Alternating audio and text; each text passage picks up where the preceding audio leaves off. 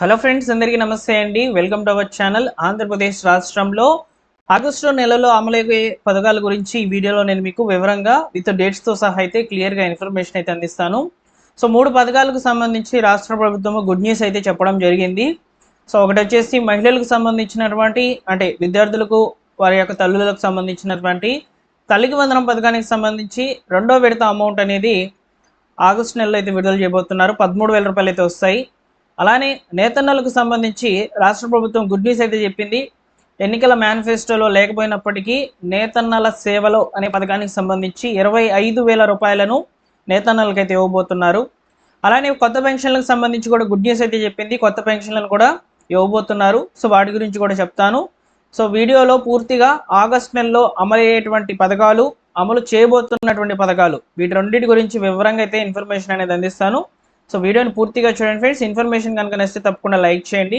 పథకాలకు సంబంధించి ఏమైనా అప్డేట్స్ వచ్చినప్పుడు నేను తప్పకుండా వీడియో చేస్తాను. సబ్స్క్రైబ్ చేసుకొని బెల్ సింబల్ని ఆల్ నోటిఫికేషన్తో ఆన్లో పెట్టుకోండి. ఇక లేట్ చేయకుండా డైరెక్ట్గా టాపిక్లో కనుక వచ్చినట్లయితే ఆగస్ట్ నెలలో అనగానే మొట్టమొదటిగా మనము పెన్షన్ల గురించి అయితే మాట్లాడుకోవాలి. ఆగస్ట్ నెలలో ఫస్ట్ వీక్లోనే మనకి ఇచ్చేటువంటి పథకము ఎన్టీఆర్ భరోసా పెన్షన్ పథకం అనమాట. ఎన్టీఆర్ భరోసా పెన్షన్ పథకానికి సంబంధించి రాష్ట్ర ప్రభుత్వము ఒక 6 జిల్లాల్లో ముందుగానే పెన్షన్ యొక్క డిస్ట్రిబ్యూషన్ అనేది చేయబోతుంది. ఆ 6 జిల్లాల యొక్క వివరాలు కూడా ఇక్కడ నేను మీకు పీడిఎఫ్ రూపంలో అయితే అందిస్తాను, చూడవచ్చు. సో ఎందుకు ఈ జిల్లాల్లో ముందుగా పెన్షన్ డిస్ట్రిబ్యూషన్ చేస్తున్నారంటే 1వ తేదీన గౌరవ ప్రధానమంత్రి గారు భోగాపురం యొక్క విమానాశ్రయం ప్రారంభోత్సవానికి అయితే రావడం జరుగుతుందన్నమాట. అల్లూరి సీతారామరాజు ఇంటర్నేషనల్ ఎయిర్పోర్ట్ని అయితే ఓపెన్ చేయబోతున్నారండి. శ్రీకాకుళం, విజయనగరము, విశాఖపట్నం, అనకాపల్లి, అల్లూరి సీతారామరాజు, పార్వతీపురం మన్యం ఈ 6 జిల్లాల్లో ముందుగా పెన్షన్ యొక్క డిస్ట్రిబ్యూషన్ అనేది జరిగిపోతుంది అనమాట. ఎప్పుడు జరుగుతుందయ్యా అంటే 30వ తేదీన, అంటే ఈ నెల 30వ తేదీనే మనకు పెన్షన్ యొక్క డిస్ట్రిబ్యూషన్ అనేది జరగబోతుంది అనమాట. సో ఈ 6 జిల్లాల్లో ముందుగా పెన్షన్ అనేది ఇచ్చేస్తారు. రిమైనింగ్ జిల్లాల్లో ఆగస్టు 1, 2 తేదీల్లో పెన్షన్ యొక్క డిస్ట్రిబ్యూషన్ అయితే జరుగుతుంది. అలానే ఇక్కడ మీరు గమనించినట్లయితే దివ్యాంగ విద్యార్థుల ఖాతాల్లోకి నేరుగా పెన్షన్ అనే అప్డేట్ని అయితే చూడవచ్చు. అంటే ఇక్కడ రాష్ట్రంలో ఉన్నటువంటి దివ్యాంగ విద్యార్థులు ప్రతి 3 నెలలకు ఒకసారి లేదా ప్రతి నెలకు ఒకసారి ఇంటికి వచ్చి పెన్షన్ తీసుకునే వెసులుబాటునైతే ప్రభుత్వం అయితే క్యాన్సిల్ చేసిందనమాట. ఇక మీదట ప్రతి నెల కూడా వారు ఏ అకౌంట్కి అయితే ఆధార్ లింక్ చేసుకోబడి ఉన్నారో దానికి డీబీటీ విధానంలో ఇక డైరెక్ట్ బెనిఫిషరీ ట్రాన్స్ఫర్ విధానంలో అయితే డబ్బులను పెన్షన్ అమౌంట్ అయితే ట్రాన్స్ఫర్ చేసేస్తామని చెప్పి ప్రభుత్వం అయితే చెప్తోంది. సో కాబట్టి దివ్యాంగ విద్యార్థులకు వచ్చే నెల నుంచి మీరు పెన్షన్ అనేది డైరెక్ట్గా మీ అకౌంట్లోకే ట్రాన్స్ఫర్ చేసుకునే విధంగా ఆప్షన్ అనేది ఎనేబుల్ చేసుకొని వెళ్ళవచ్చు అనమాట. తర్వాత మళ్ళీ మీరు రావాల్సిన అవసరం లేదు. సో మీకు పెన్షన్ అనేది ఎవ్రీ మంత్ అయితే అకౌంట్లోకి అయితే పడిపోతూ ఉంటుంది.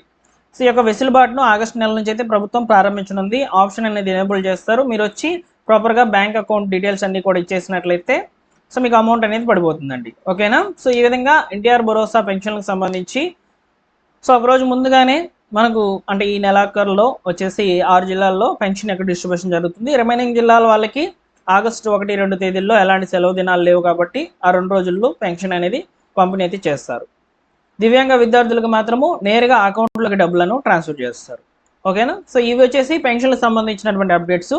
నెక్స్ట్ వచ్చేసి నేతన్నలకు సంబంధించి రాష్ట్ర ప్రభుత్వం తీసుకున్నటువంటి ఒక కొత్త పథకము నేతన్న సేవలో పథకం అనమాట. నేతన్నల సంక్షేమే ప్రభుత్వ ధ్యేయం అంటూ మనకు ఈరోజు న్యూస్ పేపర్లో పబ్లిష్ అయినటువంటి ఆర్టికల్ని అయితే ఇక్కడ నేను మీకు చూపిస్తున్నాను.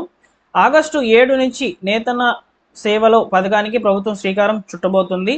ఈ పథకం కింద ఒక్కొక్క చేనేత కుటుంబానికి ఏటా 25,000 రూపాయలు అందజేయాలని రాష్ట్ర చేనేత జౌళి శాఖ మంత్రి ఎస్ సవిత అయితే తెలియజేశారనమాట. ఆదివారము కొనకొండలోని క్యాంపు కార్యాలయంలో ప్రజాబంధు ఈ యొక్క కార్యక్రమంలో భాగంగా ఈ యొక్క చేనేత రంగం అభివృద్ధికి సంబంధించి రాష్ట్ర ప్రభుత్వం ఎన్నికల మేనిఫెస్టోలో చెప్పకపోయినప్పటికీ ఈ పథకాన్ని మేము అమలు చేస్తున్నామని చెప్పి ఆమె గుర్తు చేశారనమాట.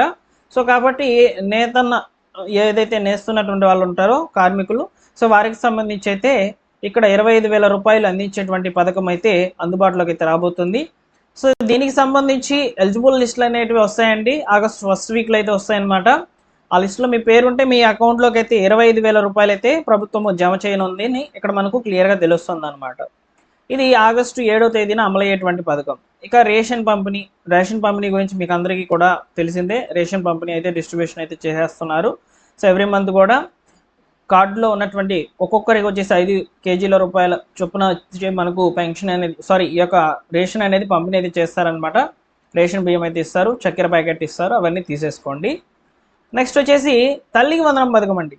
సో తల్లికి వందనం పథకానికి సంబంధించి ఇక్కడ ముఖ్యంగా మనం మాట్లాడుకోవాల్సిన విషయం ఏంటంటే, తల్లికి వందనం పథకానికి సంబంధించి ప్రజెంట్ ఎవరికైతే అనర్హుల లిస్టులో పేరైతే వచ్చిందో వాళ్ళ దగ్గర నుంచి గ్రీవెన్స్ అనేది తీసుకుంటున్నారు. సో గ్రీవెన్స్ తీసుకునేదానికి అవకాశము ఆగస్టు 3వ తేదీ వరకు అయితే ఇచ్చారు. మీరు ఇంకా కూడా గ్రీవెన్స్ చేయకుండా ఉండినట్లయితే గ్రీవెన్స్ అనేది పెట్టండి. అనర్హుల లిస్టులో మీ పేరు వచ్చినట్లయితే, మీరు ఎలిజిబుల్ అయి ఉండి కూడా అనర్హుల లిస్టులో పేరు వచ్చిందంటే, సో మీరు ప్రాపర్గా డాక్యుమెంట్స్ అనేటివి గ్రీవెన్స్ అప్లికేషన్తో యాడ్ చేసి ఇచ్చినట్లయితే మిమ్మల్ని వెరిఫికేషన్ చేస్తారు. అంటే అర్హత కోల్పోయిన వారి నుంచి అయితే అభ్యంతరాలు తీసుకొని ఈ యొక్క ఆగస్టు 3వ తేదీ వరకు అప్లికేషన్స్ అనేటివి స్వీకరిస్తారు. ఆ తర్వాత 4వ తేదీ నుంచి 10వ తేదీ వరకు వెరిఫికేషన్ చేస్తారు. వెరిఫికేషన్ చేసి మీరు నిజంగా ఎలిజిబుల్ అయినట్లయితే మీ వివరాలను మళ్ళీ విడుదల చేయబోతున్నటువంటి తల్లికి వందనం పథకానికి సంబంధించి ఆగస్టు 30వ తేదీన విడుదల అవబోతున్నటువంటి డబ్బులలో మీ పేర్లను యాడ్ చేసేస్తారనమాట.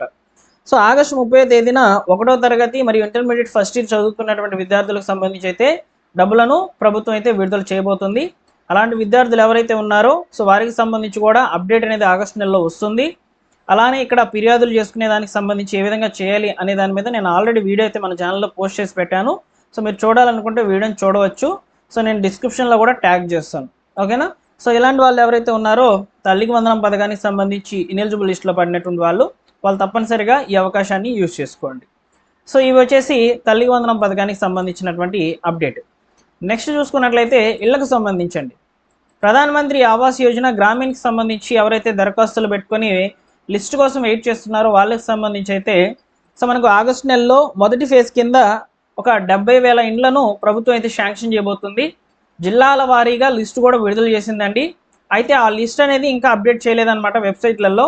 సో అఫీషియల్గా మనకు న్యూస్ పేపర్లో రీసెంట్గానే మనం చూసాము జిల్లాల వారీగా ఎంతమంది ఇల్లు అనేటివి శాంక్షన్ అయ్యాయని చెప్పి ఒక సంఖ్యను అయితే చూపించారనమాట.